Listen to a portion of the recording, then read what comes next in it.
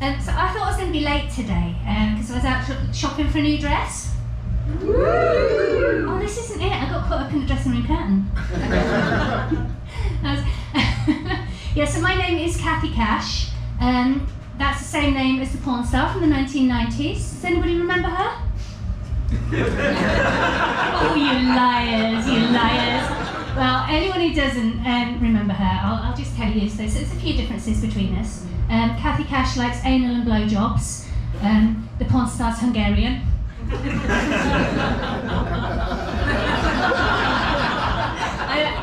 don't. I've never tried it like that before. I say that to all the boys. No, I don't actually like porn. I don't like porn at all. Because I was watching it last night, and it was one of these gym scenes, you know, there's a personal trainer and there's this sort of sexy young woman, and he's feeling her boobies, and he's feeling her bum, and he's touching his own bits, and I'm just watching it, I'm just disgusted, absolutely, ugh. You know, nothing's going on down here, because her form is shit, she's going to hurt her back, and frankly, I don't think he's even been to personal trainer college. And the other thing that's really annoying with porn for me is the bodies. You know, they're not realistic. And I'm talking in particular about the pubic hair. Because I know for a fact that most people, you lot, have got more pubic hair than the people in the porn films.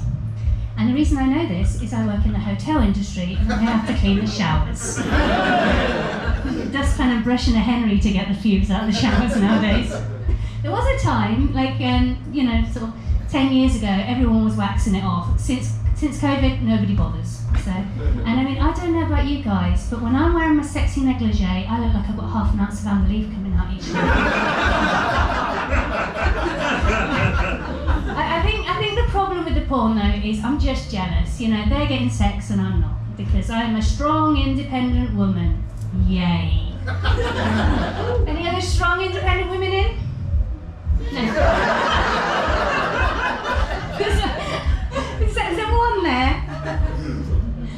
But I don't like being strong. I mean, I am strong and I am unfortunately independent, but I'm desperately looking for a guy to open my jars for me. I had to give up jars when I got divorced, you know. One day I was there, I was struggling with this jar of gherkins, and it just dawned on me, you know, I'm sat on the floor sobbing, crying, and I'm like, why am I humiliating myself like this for a small, disappointing cucumber? I don't need to do this anymore. But apart from that, I think I can do most things that men can do. Can anybody think of something a man can do that a woman can't do? Nobody. We're all feminists tonight, are we? Women. You women have got your men well trained. There's actually one more thing I've just thought of that I can't do that men can do, and that is ejaculate into a sock. So I tried. For 11 long years I tried when I was celibate. Can you call it celibate if you're wanking and crying? Anyway, enough about my marriage, that's over. You got the people side of the house. The house is not without its problems. It's like him really, you know, good looking, but inside is an unstable, crumbling mess, and it makes me cry on a weekly basis. And I'm always needing to get workmen out for it. And that's another thing about the porn films. You know, in the porn films, the desperate housewife, she'll just call up the builder, and before she's even put the phone down, he's there pounding on her back door. No one ever pounds on my back door. But I did eventually find a plumber, and he came out to my house, and I couldn't believe my luck, because I had a crush on him for ages. I mean, I say crush, he says stalked, but there was no laugh there. Did you actually take that seriously? She looks the type. Yeah, she definitely looks the type. She's really called Martha. But I got the guy in my house, and I was like, yeah. And I thought, what I'll do is I will make myself smell all lovely, and I sprayed myself with Chanel No. 5 perfume, because I heard that Marilyn Monroe wears that. Wore. I mean, she's been dead a while now, but she wore that. Worse now. But when she was still fresh, she smelled nice. And so he did notice I was wearing the perfume, but unfortunately he said to me, "You smell like a tart's handbag." And then he asked if it was Impulse. Impulse! £135 a bottle! You know, I'm getting a 50s sex siren, I'm getting 90s disappointment. But I didn't care, I got him in my house and he had to take up my bathroom floor. And he basically turned my bathroom into a big pit with water in the bottom, and he's sort of in there all day doing whatever it is plumbers do. Plumbing, I guess. And he had to go out to his van. And as he was sort of getting in his van, he sort of waved his spanner at me and said something, but to be honest, I was just so overcome with the sunlight on his rippling muscles, I wasn't really listening. And he went off, and I thought, well, he's probably just going off to get a bigger spanner or something, you know. And so I waited for him to come back, but he didn't come back. And after about 3 days, I realised he was ghosting me. And that did not do my self-esteem much good, to sort of realise that my plumber ran out on me because his tool was too small for my gaping wet hole. But that gave me an idea. I went on Tinder, and I'm not looking at the pictures or anything, I'm just looking at the jobs. So I'm like, builder, yes. Roofer, yes. Plumber, yes. Project manager, yeah, he wants one of them. Sorry. And before I knew where I was, I had this queue of men in my inbox offering to fix my house for me. Because it is amazing what guys will do if they think they're going to get their willy sucked, isn't it? And so I started going on all these dates, and I'm going out with these guys, and then I'm taking them home to show them my hole, my plumbing. You know what I mean? And this went on for about 6 months, taking these guys back. And before, after all this time, I've dated probably every single handyman in the Highlands now. And I can tell you that my house is probably in a worse state than when I started. But I know what I was doing wrong, and I know how to fix it. What I need to do in future is I need to make them do the work before I give them the blowjobs. I mean, what do I expect? Using Tinder to get handymen, you know? I can't even get sex on Tinder. So, I think I'm going too young. Not that young. Too young. I mean, they've got to be able to grow facial hair, but I don't mind if my beard's thicker, you know?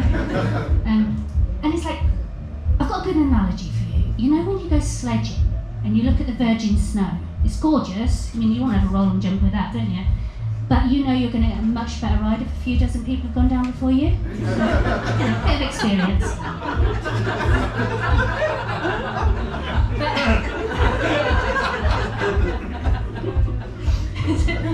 I'm not getting the young guys anymore, you know. I'm going to just have to start taking it where I can find it, you know. I did nearly get it this evening. As I was walking in, you know, it's dark, and there's this guy, he's following me. And I'm like, oh, is he following me? Is he? So I thought, what I'll do is I'll go right. So I go right, and he goes right. So I'm like, okay, I'll go left. He goes left. I'm like, okay, I'll go down that dark alley. That's when I realised that A, he was following me, and B, I really shouldn't have gone down the dark alley. So I'm like, okay, this is real life, you know. I'm going to have to deal with this. Remember I said at the beginning, I'm a strong, independent woman? No knight in our shining armour's going to come. I'm going to have to deal with it. So what I did is I did that thing, you know, with your keys, where you put keys between your fingers like a really shit Wolverine. So, my skeleton might not regenerate, but hey, I can open the door.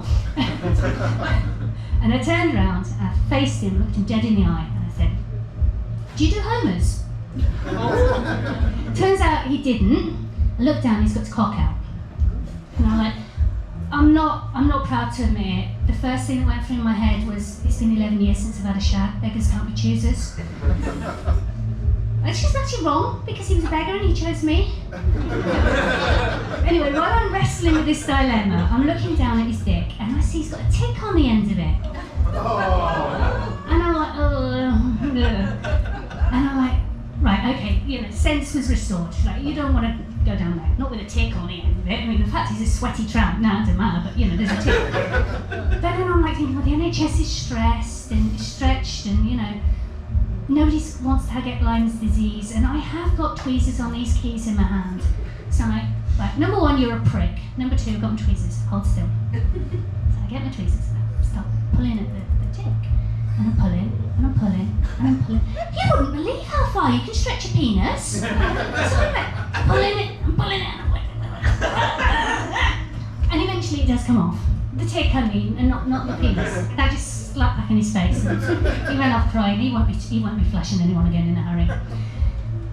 And so I'm just stood there with this tick in my hand, and I'm like, oh, what am I going to do? And I've been carrying it all the while, so here you go.